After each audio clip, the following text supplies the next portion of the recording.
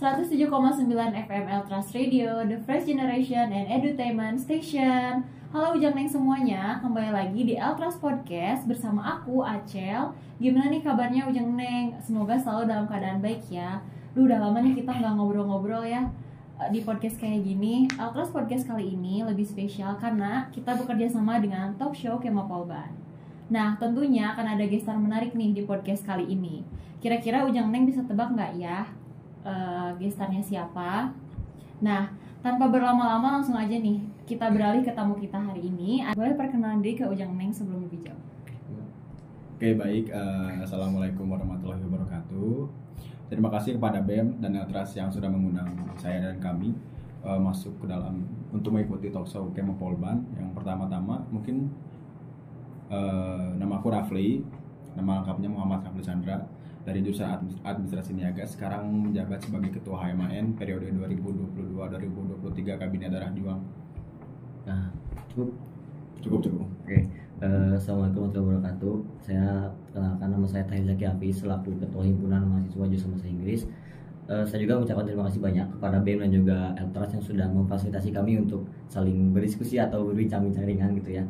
Karena setahu saya emang belum pernah ada lagi setelah 2 tahun kemarin. Jadi sebuah kesempatan yang menarik lah buat kita saling bertukar pikiran. Halo teman-teman semuanya, perkenalkan nama saya Trisandi. Saya merupakan ketua himpunan dari Himpunan Mahasiswa Keuangan Perbankan dan juga Keuangan Syariah. Oke, boleh dilanjutkan Dias. Halo teman-teman semuanya, perkenalkan nama saya Dias. Saya selaku ketua Himpunan Mahasiswa Komputer Politeknik Negeri Bandung tahun ini. Salam kenal semuanya. Langsung ke pertanyaan aja mungkin ya Kang. Mungkin Ujang Neng yang nonton mau nanya kabar dulu juga boleh. Ya boleh, nggak apa-apa. boleh mau ditanya kabarnya ddulu. Boleh. Gimana kabarnya dari Kang Tahir dan Kang Rafli? Kalau dari aku alhamdulillah baik, alhamdulillah sehat. Kalau dari Acel gimana? Nggak, aku baik banget. Alhamdulillah. Kalau dari Kang Tahir? Alhamdulillah baik juga. Terlihat dari muka-muka kami kan. Iya, sangat baik banget. aja. Kelihatannya baik banget. Cuma agak stres dikit. Dikit. Oke. Boleh nih langsung ke pertanyaannya? Nggak boleh. boleh. Oke. Langsung ke pertanyaannya mungkin ya, karena Ujang Neng juga penasaran nih, gimana sih awal mulanya bisa menjadi Kak Ormawa, atau motivasi apa sih yang didapatkan oleh Kang Tahir dan juga Kang Rafli sehingga mau menjadi Kak Ormawa? Boleh Siapa dulu? dari Kang Tahir dulu. Kalau dari saya aku aja ya. Kalau dari aku sendiri sih ada motivasi internal sama eksternal ya, itu mah pasti. Kalau dari internal sendiri, dari diri sendiri, aku dulu orangnya bukan orang yang aktif di organisasi. Tahu lah Raffi juga, kita SMA sama satu SMA gitu. Satu SMP. Satu SMP, satu SMA bener kan? Itu kuliah. Nah, jadi sama-sama tahu backgroundnya masing-masing, dan waktu di SMA ketika mau lulus itu aku sempat komit lah sama diri sendiri bahwa nggak akan kayak dulu lagi gitu, nggak akan melakukan hal-hal yang sering dilakuin. Pokoknya itu aku komit untuk menjadi lebih baik lah. Sedikitnya mah mungkin sedikit klise ya, kalau terlalu ingin jadi lebih baik. Nah, situ awalnya cuma pengen masuk BEM doang, pengen ikut demo, tapi lambat tahun ya muncullah motivasi eksternal ketika saya masuk di Maris itu ya. Disitulah menjadi salah satu tempat di mana aku bisa belajar banyak hal banget, sampai akhirnya aku mikir, oh kayaknya setelah apa yang aku dapat ini dari Maris dan dari luar, aku udah saatnya untuk mengembalikan atau ngasih kembali ini apa yang aku dapetin di Maris ya. Jadi kahim lah di situ. Itu sih kalau motivasi eksternal. Oke. Kalau dari Kang Rafli bagaimana? Kalau dari aku sebenarnya kalau dari SMP SMA emang suka organisasi. Kita aku masuk OSIS dari SMP, SMA juga OSIS, terus ikut juga beberapa memang organisasi di luar OSIS kayak seni rupa dan lain-lain. Masuk ke kuliah emang udah tujuan dari awal pengen aktif organisasi, pengen masuk BEM.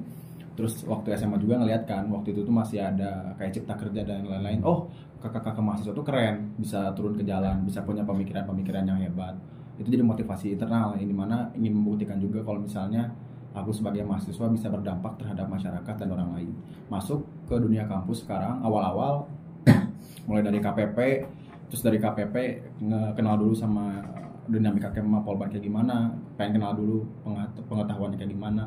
Lanjut ke Badan Eksekutif Mahasiswa, yang dimana langsung masuk ke dalam SPDK, yang dimana udah dari cita-cita daripada SMA, pengen demo, pengen turun ke jalan, pengen bersuara atas nama rakyat dan atas nama mahasiswa. Terus waktu di SPDK alhamdulillah semua yang dicita-citakan terrealisasikan. Alhamdulillah juga dikasih amanah sebagai komandan aksi waktu itu di BEM, yang dimana memimpin langsung Polban untuk dalam aksi di jalan. Terus abis itu untuk jadi ketua Ormawanya juga emang melanjutkan, yang dimana punya pedoman hidup yang dimana ingin bermanfaat untuk orang lain, dan salah satunya adalah jadi ketua Ormawa, ini mana sebagai ketua Ormawa juga bisa memberikan manfaat yang luar biasa juga kan, bukan cuma untuk mahasiswa tapi untuk masyarakat dan alma mater gitu sih. Kalau misal saya pribadi sih yang paling utama tuh ngelihat dari angkatan saya sendiri, yang dimana mungkin banyak sekali dukungan, support dan lain sebagainya dari angkatan saya, jadi sehingga saya menjadi ketua himpunan.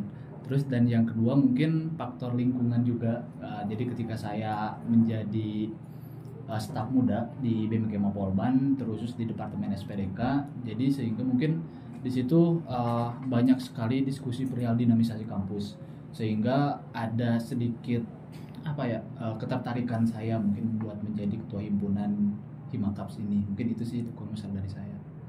Oke, lanjut Kang Dias.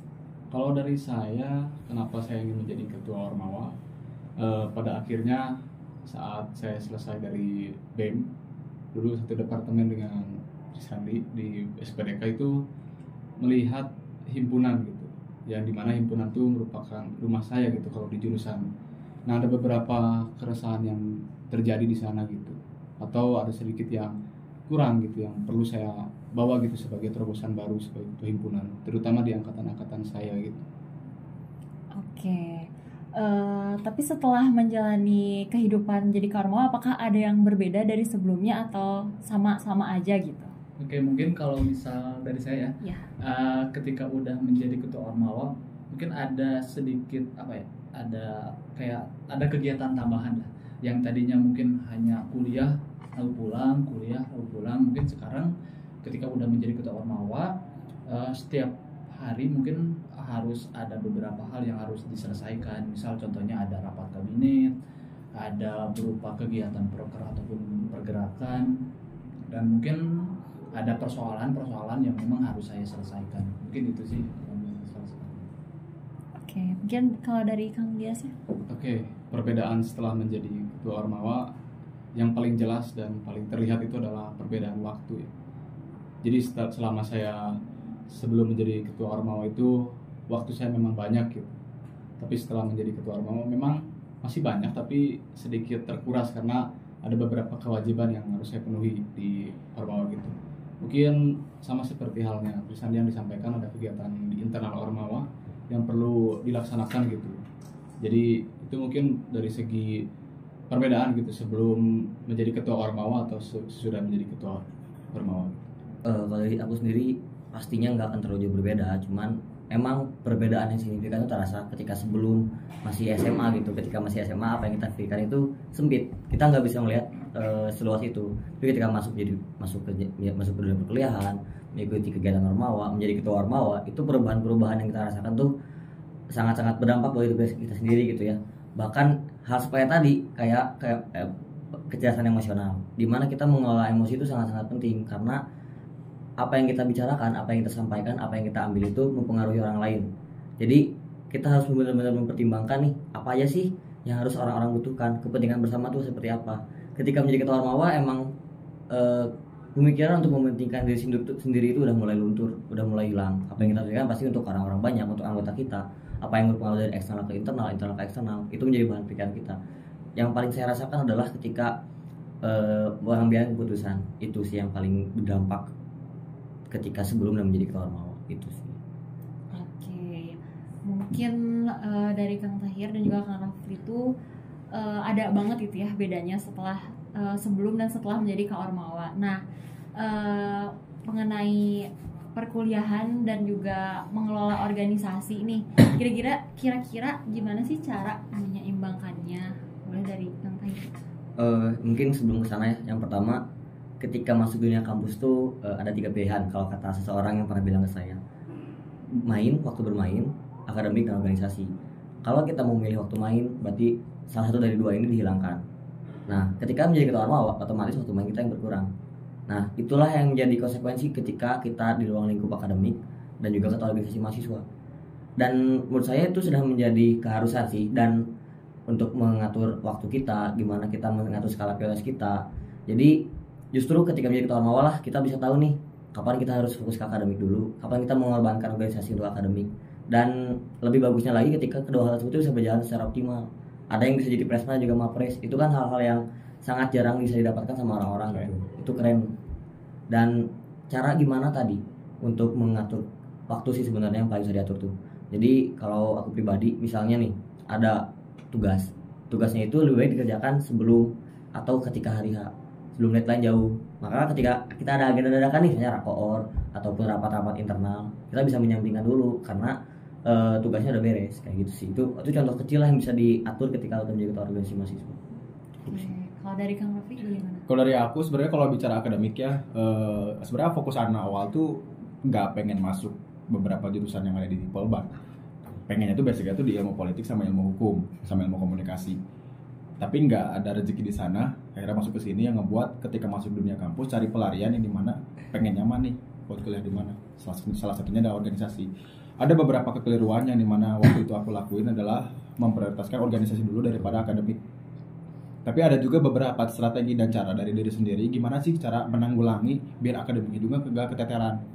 Kita cari tahu dulu, kalau misalnya kalian kuliah kan ada bobot nilai UTS, UAS, tugas, kehadiran, itu kan jadi beberapa bobot tugas. Mana tuh yang bisa kita pilih, mana tuh yang bisa kita maksimalkan waktu itu. Yang aku maksimalin adalah di UAS sama UTS. Jadi setiap UAS sama UTS bisa dibilang nilainya paling optimal. Itu bisa ngebantu nanti ke nilai indeks biar IP sama IPK-nya juga tetap tinggi. Jadi walaupun sibuk organisasi yang dimana waktu itu organisasinya pol-polan gitu ya, kita optimal, kita full di sana, full effort, full waktu. Terus tapi akademika keteteran, harus ada beberapa strategi yang harus kita lakuin di situ. Jadi buat teman-teman semua harus punya strateginya masing-masing, dicocokin aja sama diri sendiri. Entah kalian memang benar-benar bisa pure bagi waktu antara organisasi dan akademik, atau memang ada penyesuaian yang harus dilakukan. Itu aja paling. Kalau misal biar seimbang, yang pasti kuliah tetap jadi nomor pertama, karena ya kita ke Polban buat mencari ilmu, buat kuliah dan sebagainya. Tetapi di sisi lain banyak sekali ilmu bukan hanya di perkuliahan saja. Makanya saya ikut organisasi terkhusus di himpunan mahasiswa keuangan perbankan dan juga keuangan syariah ini. Jadi mungkin buat gimana caranya buat mengebagi waktu antara perihal akademik dan organisasi. Kalau misal saya sendiri sih dari hal-hal sederhana, kayak misal di meja belajar tuh apa sih yang harus dilaksanakan hari ini, tugas apa yang perlu diselesaikan dan lain sebagainya. Jadi sehingga antara tugas organisasi dan juga tugas dari akademik memang bisa terselesaikan. Mungkin itu sih kalau misal solusi antara membagi waktu antara akademik dan juga organisasi. Oke, baik. Kalau dari Kang Dias sendiri bagaimana? Kalau dari saya untuk membagi akademik dan organisasi ya, kan di Makom itu fokusannya pada akademik dan prestasi gitu, tapi tidak menutup kemungkinan bahwa mereka juga belajar sosial gitu. Nah, untuk membagi waktunya ya karena di kuliah belajar tentang coding lah yang segala macam gitu di jurusan, di himpunan juga kami menunjang itu gitu. Jadi memang Himakom itu tergerak untuk fokusan pada akademik dan prestasi gitu. Jadi kalau dikatakan untuk membedakan antara akademik dan organisasi, itu sebenarnya dari kami sendiri relevan gitu untuk organisasi keakademikan gitu.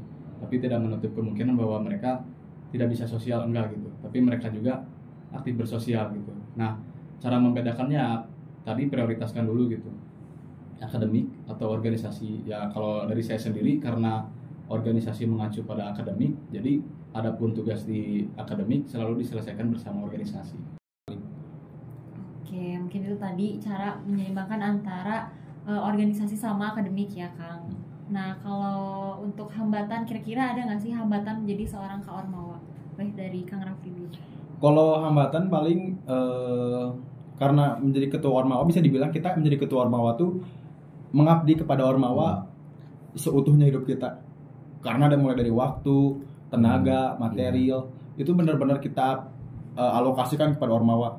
Itu yang ngebuat ada beberapa part dalam hidup yang nggak keurus. Misalnya kita dalam seminggu punya waktu 7 hari nih. Dalam satu hari kita punya waktu 24 jam. Dia itu hampir sebagian besar tuh kita alihin ke organisasi, karena kita mengelola organisasi ini secara memang harus optimalkan dan maksimal.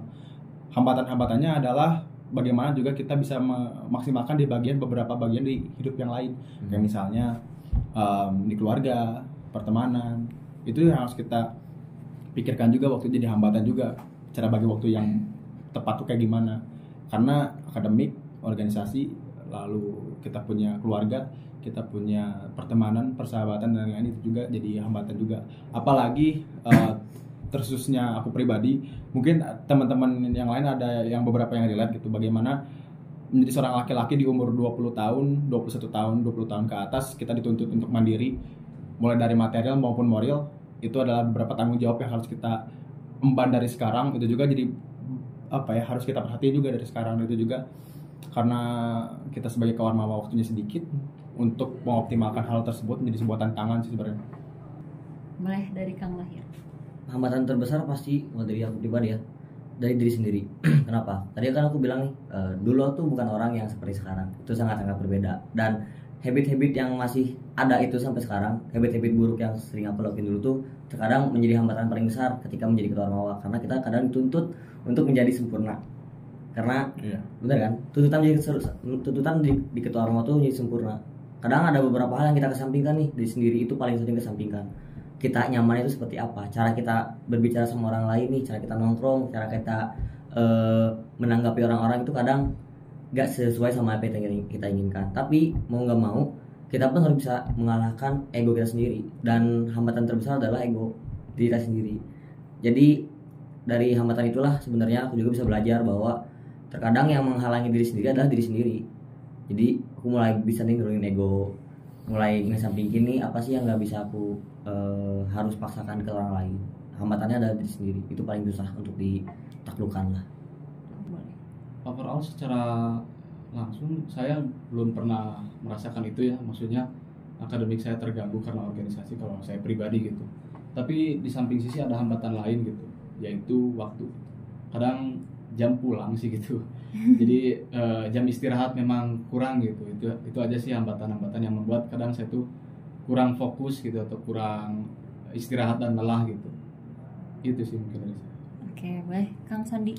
Oke, mungkin kalau misal dari dia itu perihal hambatan akademik, kalau misal saya pribadi itu perihal hambatan organisasi itu sendiri. Asal teman-teman ketahui juga kalau emang tren organisasi bukan hanya di Polban saja, tapi di luar Polban tuh sekarang trennya tuh lagi menurun, dan itu mungkin hambatan dan tantangan buat setiap ormawa yang ada di Kema Polban maupun organisasi yang ada di luar kampus juga.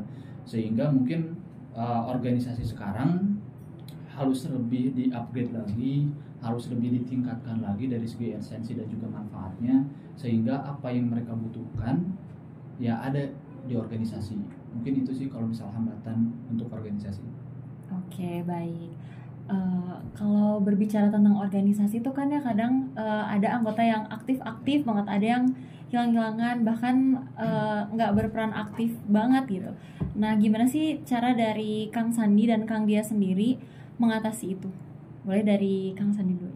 Oke, kalau misal perihal orang yang hilang-hilangan anggota, sebenarnya saya sering melakukan kalau emang misal orang tersebut hilang-hilangan tuh saya sering langsung komunikasi 2 orang gitu sama orang yang bersangkutan. Kenapa?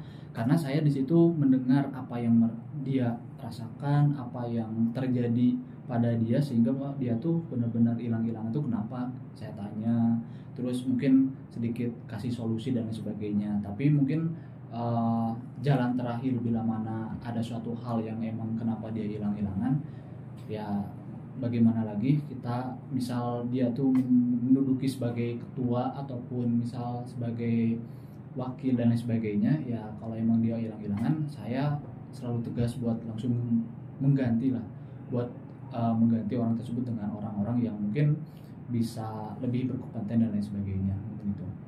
Oke, baik. Mungkin itu dari Kang Sandi ya. Kalau dari Kang Dias apakah beda? Kalau di organisasi orang-orang yang hilang-hilangan itu udah biasa.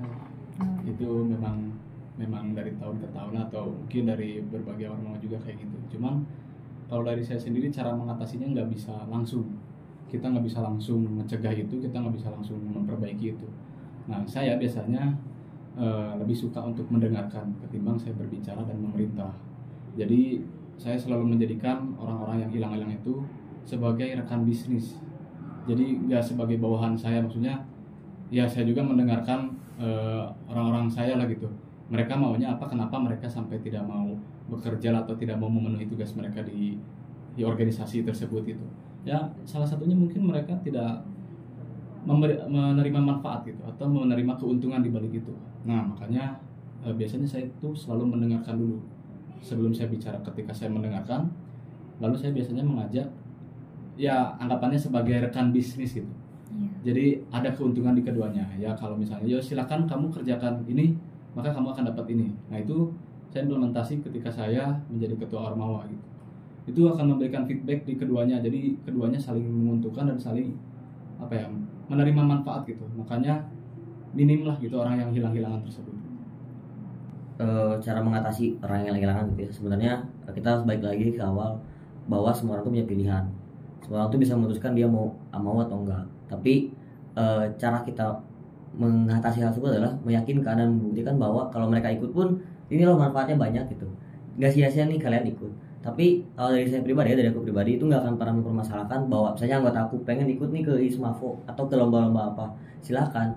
Tapi buat mereka yang nggak mau ataupun nggak bisa nyari tahu keluar, cobain dulu di sini. Siapa tahu nyaman, siapa tahu berkembang, siapa tahu bermanfaat. Karena masa depan tuh abstrak, kita nggak ada yang tahu nih besok tuh mau kayak gimana. Daripada diam aja, ya udah coba dulu aja gitu. Jadi membuktikan untuk meyakinkan orang-orang kayak gitu. Oke, kalau dari Kang Rafli? Kalau aku sih karena di HMAN orangnya banyak ya, ini jadi permasalahan yang cukup umum di HMAN. Dan yang aku lakuin waktu awal periode adalah menyusun sebuah ekosistem organisasi yang sehat, ruang kayak situasi kerja yang positif. Yang dimana waktu awal-awal yang jadi pionir dalam aku bekerja adalah yang pertama ada apresiasi untuk seluruh anggota. Jadi apapun yang mereka lakukan, mau sekecil apapun, pasti dapat apresiasi dari himpunan. Itu yang ngebuat mereka, diapresiasi dan dianggap nih sama himpunan, pengen ngasih yang lebih Yang itu, yang pertama apresiasi, yang kedua adalah rasa nyaman dan sejahtera. Yang dimana HMAN, terus HMAN ini mana anggotanya banyak, perbedaannya juga pasti ada. Mulai dari minat bakat, mulai dari potensi, mulai dari apa yang mereka butuhkan dan yang mereka inginkan. Dan di HN itu mahasiswa kita belajar kalau misalnya dalam ilmu ekonomi kan kita memenuhi kebutuhan daripada konsumen kan dan customer, to fulfill what customer needs. Itu yang kita pelajari di AN gitu. Dan itu juga yang aku terapin di HMAN ini, dimana mencukupi apa yang mereka inginkan dan memberikan apa yang mereka butuhkan. Seenggaknya mereka gak akan hilang-hilangan karena mereka mendapatkan apa yang mereka inginkan dan apa yang mereka butuhkan. Yang kedua adalah mendapatkan apresiasi atas apa yang dia lakukan. Itu seenggaknya bisa mereka yang jadi salah satu opsi membuat anggota-anggota merasa senang dan merasa dianggap dan merasa ingin bekerja di HMAN. Kalau misalnya ada yang hilang, gak apa-apa, mungkin dia lagi capek, lagi apa, tapi tetap aja ada apresiasi atas apa yang dia kerjakan gitu. Oke, mungkin menjadi seorang pemimpin tuh nggak mudah ya, Kang. Pasti setuju juga nggak mudah. Nah, apalagi seorang pemimpin tuh harus mengambil keputusan. Nah, ketika kita harus mengambil keputusan, apakah hal itu tuh diambilnya dari intuisi diri atau kata hati atau pendapat orang lain? Boleh dari Kang Rafli. Oke, dalam pengambilan keputusan yang pertama-tama kita harus menggunakan helikopter view. Kita harus melihat dari berbagai sudut pandang. Kita nggak bisa pakai kacamata kuda yang cuma melihat suatu isu atau objek dalam satu sudut pandang aja. Yang dimana yang pertama tadi dalam bagaimana cara kita memandang suatu hal, yang kedua adalah dari kebijaksanaan kita dalam emosional. Kadang-kadang kita mengambil keputusan atas ego dan emosional sendiri, dan itu nggak bisa sama sekali. Itu adalah suatu hal yang salah. Karena pengambilan keputusan yang benar adalah kita mempunyai dasar, kita memikirkan kebutuhan orang lain, kesejahteraan anggota, itu yang paling benar. Dan itu yang harus dilakukan. Karena seringkali ada beberapa kebijakan atau keputusan-keputusan yang memang hanya diperuntukkan untuk kepentingan pribadi, untuk kepentingan sekelompok orang, untuk kepentingan-kepentingan yang tidak seharusnya dilakukan gitu. Oke, cukup. Kalau dari Kang Tahir? Kalau dari aku pribadi, semua itu bakal dilakuin. Kata hati, intuisi, mendengar orang lain itu dibutuhkan. Agar apa tadi helicopter view? Kita melihat nih berbagai sisi dari suatu permasalahan tersebut. Dari situ kita tahu nih solusi-solusi apa aja bisa kita keluarkan dengan landasan yang kita kuat, yang kita bikin nih. Dan disitulah gimana kita mengambil ini untuk kepentingan bersama, dan pilihan ini adalah yang terbaik untuk kita bersama. Walaupun pasti ada yang nggak terima, itu pasti ada orang-orang yang nggak terima, yang nggak bisa menerima keputusan kita. Itu tanggung jawabnya juga untuk meyakinkan dan menjelaskan lah gitu ya, ini loh itu untuk siapa, kenapa, betullah kenapa landasannya harus kuat. Jadi ketiga hal tersebut kita butuhkan untuk mengambil keputusan. Intuisi, kata hati, kata orang lain juga kita perlu, karena terkadang kita pun membutuhkan orang lain karena kita nggak tahu nih sudut pandang mereka. iya, itu kita harus butuh sudut pandang orang lain untuk memutuskan sesuatu. Jadi intinya 3 hal itu dibutuhkan. Oke, keren banget ya si Ujang Neng. Nah, dari banyaknya permasalahan nih, kayak ketika menghadapi jalan buntu seperti tidak ada penyelesaian nih, kira-kira apa yang harus dilakukan kalau menurut Kang Raffi dulu? Jadi kalau misalnya kita menemukan jalan Iya, jalan buntu gitu. buntu dan kita harus gimana gitu. Iya. Mungkin ini adalah satu soft skill ini ya, problem solving. Iya. Problem solving di mana berkaitan dengan pertanyaan sebelumnya, decision making. Ketika kita punya decision making yang kuat, ketika kita punya problem solving yang bagus, mau apapun itu masalahnya pasti ada jalan keluarnya. Karena nggak ada masalah, satupun masalah yang nggak ada jalan keluarnya. Itu aja sih mindsetnya. Kan manifestasinya kita bilang pasti bisa dan optimis. Itu sebuah hal yang harus kita tanam sih. Kalau dari Kang Tahir? Saya setuju ya pemahaman sama yang Raffi bilang. Kenapa? Karena memang nggak ada jalan buntu, itu pasti selalu ada. Kita yakin di sendiri kita cari nih, kita coba brainstorming lagi, kita coba pikirin lagi, pasti akan jalan keluar. Karena nggak mungkin nggak ada jalan keluar. Yang bikin nggak ada tuh siapa? Kita lagi. Karena pasti jalan keluar. Jadi ya yakin di sendiri aja, tenang gitu. Maksudnya kalau misalnya ngerasa buntu, ngerasa stres, ngerasa apa, tarik dulu aja, udah jangan dulu dipaksain. Ambil waktu buat sendiri, berpikir sendiri dulu aja. Nanti kok pasti jalan keluarnya ketemu. Dari berbagai situasi pun pasti ada jalan keluar. Tapi kalau misalnya memang kita rasa gak mampu nih, gak ada jalan keluar, ada, itu terima aja. Siapa tahu bahwa gak ada jalan keluar, ada jalan keluarnya. Kita menerima aja apa yang ada ketika pada akhirnya kita udah gak bisa apa-apa. Oke, afirmasinya positif banget ya dari Kang Tahir dan juga Kang Rafli. Kayak beralih nih ke pertanyaan selanjutnya. Kira-kira apakah wanita nih memiliki kesempatan yang sama untuk menjadi Kak Ormawa? Boleh? Oke. Sebenarnya pertanyaannya yang harus dipertanyakan. Bener gak? Kenapa ada pertanyaan apakah wanita memiliki kesempatan yang sama? Kenapa nggak ada pertanyaan apakah pria memiliki kesempatan yang sama? Karena kalau dilihat-lihat ya, kalau di Polban itu kan lebih banyak Kak Ormawanya laki-laki kalau dilihat. Tapi ini Ormawa general berarti ya? General. Iya, general. Atau Polban doang? Nah, ya. Tapi kalau dilihatnya dari Polban ya, masih di lingkup Polban. Oke. Ya sebenarnya semua orang tuh punya kesempatan yang sama. Kalau nggak ada perbedaan gender di situ, nggak ada. Semua orang punya kesempatan yang sama, maupun dimanapun, kapanpun, siapapun itu selalu punya kesempatan yang sama. Toh nyatanya kalau kita lihat sekarang ketua legislatif pun Banyak mayoritas cewek. Ketua KM juga kan banyak cewek kan, benar nggak? Jadi kesempatan kan selalu ada bagi mereka yang mau mengejar kesempatan tersebut. Kalau misalnya kita anggap nih fakta di lapangannya wanita itu malah sedikit, ya itu pertanyaan besar di situ. Berarti apa sih dilakukan? Ya buktiin kalau misalnya memang kesempatan yang kamu hadapi itu bisa kamu ambil, itu loh. Karena baik lagi semua orang pun punya kesempatan yang sama. Tinggal buktiin aja kalau memang layak menjadi seseorang tersebut. Itu sih dari aku pribadi ya. Oke, dari Kak Rafli. Kalau dari aku sebenarnya ada 2 hal di sini. Kalau misalnya tentang bagaimana kita sebagai laki-laki, kita harus memberikan kesempatan untuk wanita. Dan untuk wanita harus memberikan pembuktian terhadap laki-laki. Itu adalah hal yang paling sederhana yang bisa kita analogikan kalau misalnya berbicara tentang apakah wanita capable untuk menjadi ketua Ormawa atau enggak, yaitu 2 hal. Kita sebagai laki-laki harus memberikan kesempatan, dan sebagai perempuan harus membuktikan kalau misalnya kalian tuh capable menjadi seorang ketua Ormawa. Jadi di sini tentu ada kesempatan yang besar untuk perempuan jadi ketua Ormawa, karena kita melihat sesuatu itu atau melihat seseorang itu bukan dari gendernya, tapi dari kapabilitas, potensi yang dia miliki, dia sanggup atau enggak, mampu atau enggak. Apabila mampu dan berkapasitas, seperti kalau misalnya Tenana wakil ketua BEM membuktikan kalau misalnya perempuan bisa jadi wakil ketua BEM, berbicara di depan kema waktu itu ketika uji publik, saya perempuan ingin membuktikan bahwasanya perempuan juga bisa menjadi seorang pemimpin.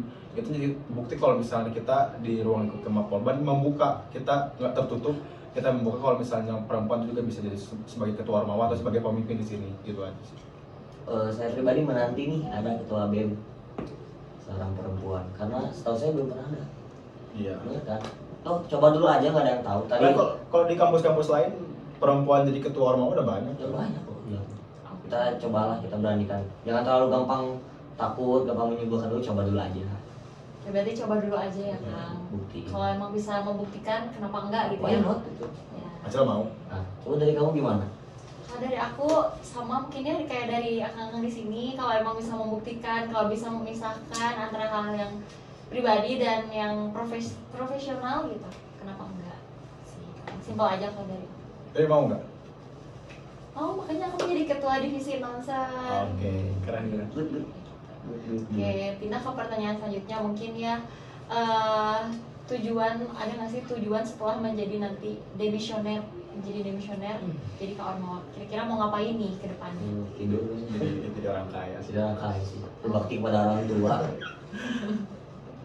Ya siapa dulu yang jawab? Emang tidak ada Oh, orang iya, lagi. iya. Jadi persilakan untuk jawab. Oh boleh, Kang Tahir dulu boleh. Tujuan setelah demis berarti ya? Tujuannya aku mau pengen jadi presiden sih. Nanti tahun 2045 lah insya Allah, doakan ya. Nanti Amin. itu jangka panjang. Beneran tapi itu mah pengen nyoba. Nanti dukung Dari saya. mana? Jangan dulu di pantai dong. Bahaya sensitif.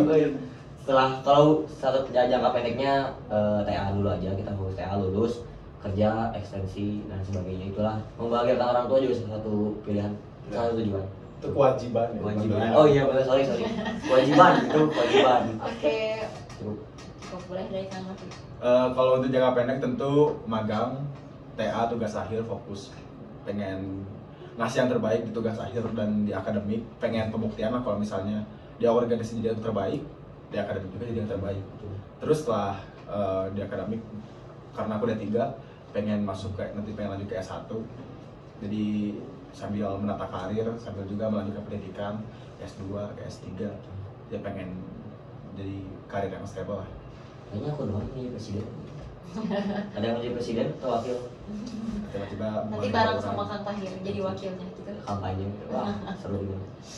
Kalau misal dari saya pribadi sih masih ada sekitar 1,5 tahun lagi buat di Polban, karena emang saya D4 dan di situ saya mungkin bakal memanfaatkan waktu dengan yang pertama menambah sertifikasi keahlian mungkin ataupun ikut bootcamp dan lain sebagainya. Jadi pokoknya memanfaatkan waktu sebelum saya lulus mungkin itu. Dan yang kedua kebetulan mungkin sedikit ini ya, saya juga di sini didanai sama Polban perihal kewirausahaan. Jadi mungkin sekarang ketika sedang menjadi ketua Ormawa tuh fokusnya dibagi 2 antara kewirausahaan sama organisasi. Tapi mungkin ketika udah menjadi demisioner ya saya bakal fokus buat kewirausahaan. Mungkin itu sih kalau misalnya saya. Oke, kalau dari Kang Bea sendiri? Setelah demisioner dari organisasi, mungkin ini konotasinya ke tujuan hidup gitu. Kalau dari saya sendiri setelah demis, tentu yang pertama meninggalkan jabatan di Ormawa, di organisasi, tapi bukan berarti saya melupakan gitu. Ya secara tidak langsung saya akan berbeda fokus gitu. Jadi sudah tidak akan lagi mengurus himpunan meskipun saya udah lulus gitu. Ya tapi orang-orang di himpunan tersebut masih bisa berkomunikasi dengan saya. Nah saya tuh memang pengen menjadi orang yang bermanfaat bagi banyak orang gitu. Jadi ketika lulus pun saya berencana untuk membuat sebuah, kalau di IT itu ada namanya software house gitu.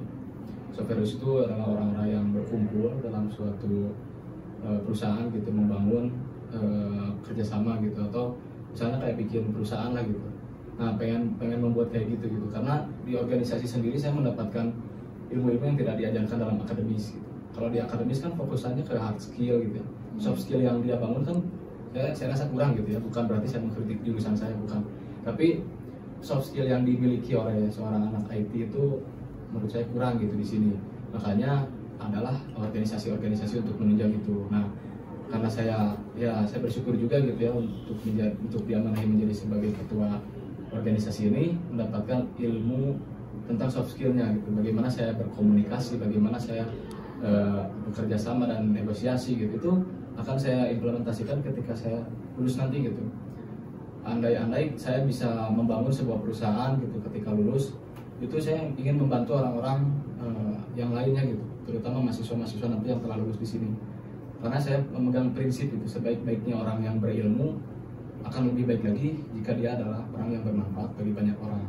Tapi akan ada yang lebih baik lagi ketika dia berilmu, dia juga bermanfaat buat banyak orang. Makanya saya itu ingin menjadi orang yang bermanfaat lah gitu buat orang-orang yang setelah selesai bertugas di organisasi gitu. Jadi cakupannya tidak hanya di organisasi. Kalaupun Demis terus mikirin organisasi, mungkin secara pribadi saya enggak gitu, tidak akan fokus ke organisasi. Ya biarkanlah mereka yang baru-baru ini mengurus gitu. Kalau saya pribadi tidak akan mencampuri, tapi untuk membantu saya siap, insya Allah. Oke, keren banget ya dari Kang Dias dan juga Kang Sandi, sangat visioner, bukan hanya dari segi organisasinya aja tapi memikirkan juga akademiknya ke depannya gitu seperti apa. Nah, kira-kira nih dari Kang Sandi dan Kang Dias, ada nggak sih pesan untuk Ujang Eneng yang nonton podcast ini? Boleh dari Kang Sandi. Oke. Masuk organisasi menurut saya itu adalah pilihan. Tapi dengan masuknya teman-teman ke organisasi, di organisasi kalian bakal menerima esensinya berupa bersosialisasi, dari public speaking, dari berhimpun, dan yang saya rasakan pribadi sih banyak sekali manfaatnya dari segi pengalaman dan lain sebagainya. Sehingga ya kalau misal menurut saya pribadi sih di kampus cuma 4 tahun dan jangan pernah menyia-nyiakan buat tidak ikut organisasi. Mungkin itu sih. Oke, keren banget. Dari Kang Dias mungkin? Ya, saya lanjutkan aja dari Kang Trisani, karena memang banyak benefit juga ikut organisasi itu. Yang tadi saya sebutkan adalah soft skill-nya gitu. Tapi mungkin pesan dari saya itu cobalah untuk memfilter gitu, karena tidak semua yang dibicarakan, tidak semua yang dilakukan itu adalah benar-benar baik atau benar-benar buruk gitu. Ya, jangan diam untuk memfilter, jangan diam untuk tidak berbicara, dan jangan pernah diam juga untuk tidak bertindak gitu. Ayo kita lakukan ya sebisa mungkin, raihlah apa yang ingin kalian tuju. Oke, mungkin masih ada yang ingin disampaikan? Mungkin dari itu buat teman-teman di sana, di luar sana, tapi buat organisasi yang ada di luar sana juga, ya kita sadar sendiri kalau emang tahun-tahun sekarang tuh perihal tren organisasi ini benar-benar sangat turun. Banyak faktor yang mempengaruhi hal tersebut, sehingga ya mari kita bareng-bareng buat ngebenahin organisasi yang sekarang dilakukan.